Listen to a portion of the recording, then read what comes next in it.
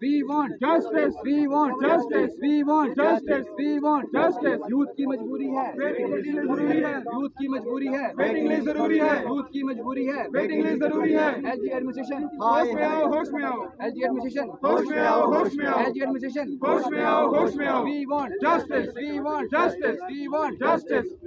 Youth की मजबूरी है, वेटिंग लिस्ट ज़रूरी है। इस वक्त मेरे साथ यहाँ पर JKSSB के एस्पिरेंट्स हैं जो वेटिंग लिस्ट का इंतज़ार कर रहे हैं, क्योंकि इनका कहना है कि वेटिंग लिस्ट को रिवाइव किया जाना चाहिए। सबसे पहले स्वर्ण, आज ये जो आप प्रदर्शन कर रहे हैं इसके बारे में मैं चाहूँगी कि आप थोड़ी और इन्फॉर्मेशन जो है वो हमें दें। 23 मतलब 2023 नवंबर से कंटिन्यूसली इस फाइट को लड़ रहे हैं। पहले डिस्ट्रिक्ट वाइज हमने ये लोगों ने मतलब हमने फाइट लड़ी, उसके बाद जब वहाँ से मसला नहीं सॉल्व हुआ तो हम बड़े लेवल पे जम्मू में आए, प्रेस क्लब यहाँ के आसपास इलाकों में हम अपना शोर कर रहे हैं। लेकिन 2-2.5 महीने होने वाले हैं अभी हमें, लेकिन हमारा मसला सॉल्व नहीं हो रहा है। बेसिकली मसला है सिंपल सा वेटिंग लिस्ट का। आज का पता आपको कि आजकल एक बच्चा 5-6 एग्जामों में बैठ जाता है, और जो अच्छे बच्चे मेहनत करने वाले बच्चे वो 2-3 एग्जाम को क्वालिफाई कर भी जाते हैं, तो जाएगा तो एक ही एग्जाम में जाएगा ना जहाँ उसको बेस्ट अपॉर्चुनिटी लगेगी, बाकी जगह तो छोड़ देता है वो बच्चा। तो वो जो बाकी जगह जो जगहें होती थी, जो मतलब वैकेंसीज होती थी, वो वेटिंग लिस्ट वाला बच्चा ही फिलफिल करता था। अब क्या हो गया है कि वेटिंग लिस्ट वाले को मतलब वेटिंग लिस्ट खत्म ही कर दी जम्मू एंड कश्मीर से। अब वो वेटिंग लिस्ट वाली वैकेंसीज को कौन फिल करेगा, वो खाली रह जाएंगी। इसका मतलब इतने बच्चे, अब एक नॉर्मल सा एग्जाम मतलब एग्जाम हुआ था VLW का, उसमें सुनने में आ रहा है कि 150 से 200 के बीच में SI बच्चे भी इसमें कॉमन आ रहे हैं जिनकी नौकरियां लग चुकी हैं। तो इसका मतलब ऐसे अगर हम रल मिल के मिला के 200-250 पोस्टें से VLW में खाली रहने वाली हैं, उनको फिल कौन करेगा उनको। तो हम हमारी यही डिमांड थी कि प्लीज़ आप वेट लिस्ट को रिज्यूम करो, जैसे पूरे इंडिया में वेट लिस्ट को माना जाता है तो यहाँ भी मतलब होनी चाहिए, वेट लिस्ट यहाँ होनी चाहिए। इन लोगों ने क्या कर दिया, खत्म कर दिया। हमने अपने प्रॉपर तरीके से डॉक्यूमेंटेशन की, चीफ सेक्रेटरी साहब से मिले, LG साहब को मेमोरेंडम दिया, जितने भी यहाँ इलेक्टेड लोग हैं उन तक मिले कि प्लीज़ हमारे मसले को सॉल्व कर दी जाए। सब ने बोला कि आपका मसला बहुत जेन्युइन सॉल्व होगा, लेकिन कब होगा ये पता नहीं चल रहा है। आज हम फिर से सड़कों पर इसलिए आए क्योंकि हमें पता है आने वाले टाइम में लोकसभा इलेक्शन आ रहे हैं, उसके बाद असेंबली इलेक्शन भी आ जाएँ, फिर आपके बाद क्या पंचायत राज इलेक्शन भी आ जाएंगे, म्यूनसिपल इलेक्शन आ जाएंगे। मतलब 1.5 साल इलेक्शन में चलते रहेगा। इसका मतलब कोड ऑफ कंडक्ट लग गया तो हमारी डिमांड किसने सुननी नहीं है, ये मसला 1.5-2 साल पेंडिंग रह जाएगा।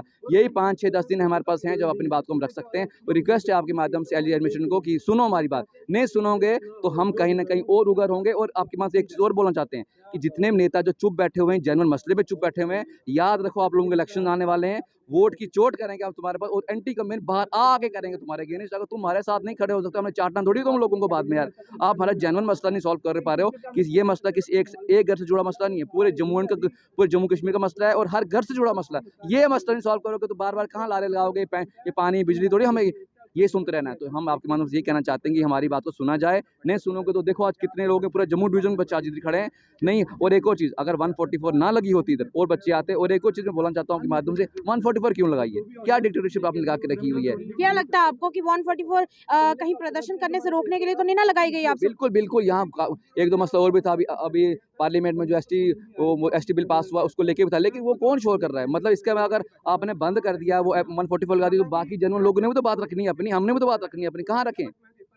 आज मैक्सिमम बच्चे हमारे ग्रुप में ऐसे थे जिन लोगों ने फ़ोन साथ नहीं लाए थे, क्योंकि हम माइंड सेट करके आए थे ऐसा कि शायद वहाँ हम लोगों को उठाया जाएगा, क्योंकि 144 लगी है, लेकिन बात रखनी भी ज़रूरी थी। इस वजह से हम आगे बात, कितने बच्चों को फ़ोन नहीं है इधर आज। आपको लगता है कि तानाशाही चल रही है? चल रही है, क्यों नहीं चल रही है। हम बार बार बोल रहे हैं कि हमारे कामों को सुना जाएगा, तुम्हारी बात नहीं सुनी जा रही है पिछले 2-2.5 महीने से, तो तानाशाही तो है। ये एक ही रिक्वेस्ट है, ये रिक्वेस्ट नहीं है। अब हम हाथ नहीं जोड़ेंगे, थक गए हाथ जा 1.5-2 मंथ हो गए। अब हम आपको साफ साफ बोलना चाहते हैं, करना है कि नहीं करना है। करना है तो ठीक है, नहीं करना तो फिर हम भी अपने हिसाब से सोचेंगे। सिद्धार्थ जी, आप कुछ कहना चाहोगे? क्योंकि इनका कहना है कि हर बार आगे से एक ही जवाब आता है कि आपका मसला जो है वो जेन्युइन है, पर लेकिन किया कुछ नहीं जाता। सर मैम वही तो इशू है कि देखो, अगर आप आप 3 अभी बड़ी रिक्रूटमेंट देखो, JKPSI, FA की और VLW की, 30 से 40% बच्चा वही रिपीट हो रहा है। अगर अब लेवल बड़ा है तो FA में कोई JKPSI में चल जाएगा, जो नीचे वाले होंगे वो खाली रह जाएंगी।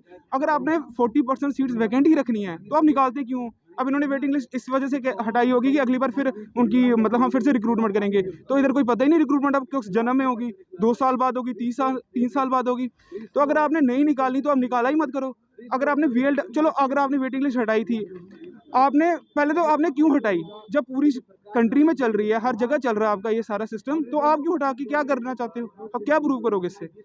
बच्चा तो रोएगा ही ना। अब नीचे वाले बच्चे हैं जो बेचारे 0.5 से 0.25 से रह रहे हैं तो वो भी मतलब डिजर्व करते हैं ना। 0.25 से रह गए ऐसा तो है नहीं वो डिजर्व नहीं करते। तो वो इशू है कि अगर आपने जब पूरी कंट्री में चल रहा है तो आप भी करवाओ। और कह भी रहे हम करेंगे, बट करेंगे कब वो ऊपर वाला जानता है। अब कोड ऑफ कंडक्ट लग जाएगा जब पार्लियामेंट्री इलेक्शंस आएंगी, फिर थोड़ी 2 महीने बाद कह रहे हैं सितंबर में भी करवानी है क्योंकि सुप्रीम कोर्ट ने बोला है कि अलग स्टेट इलेक्शन होंगी, फिर कहेंगे कोड ऑफ कंडक्ट। मतलब साल तो गया बर्बाद फिर बच्चों का। मतलब टाला जा रहा है जितना हो सके। और क्या है, बच्चों को कुछ लेना देना ही नहीं है इनके साथ, इनको कोई फर्क ही नहीं पड़ता बच्चों से। जब वोट के टाइम आएंगे, यूथ ही है जो हर चीज़ सरकार बनाता भी और गिराता भी है, और हमारी जो डेमोग्राफिक डिविडेंड है वो दिखाता है कि यूथ की क्या पावर है। तो ये इनको पता लग जाएगा फिर इनको वोट कैसे मिलनी है। जो आज हमारे साथ खड़े नहीं हो रहे, ये जितने भी पॉलिटिशियंस हैं झूठे झूठे वादे कर रहे हैं। सेंटर में भी अगर इनकी सरकार है, चलो एलजी एडमिनिस्ट्रेशन कह रहे हैं, फिर भी कोई बोलने वाला तो होना चाहिए ना। बीजेपी कहती है हम यहाँ से क्लीन स्वीप करेंगे, ऐसे करेंगे क्लीन स्वीप? बच्चा बाहर खड़ा हुआ है।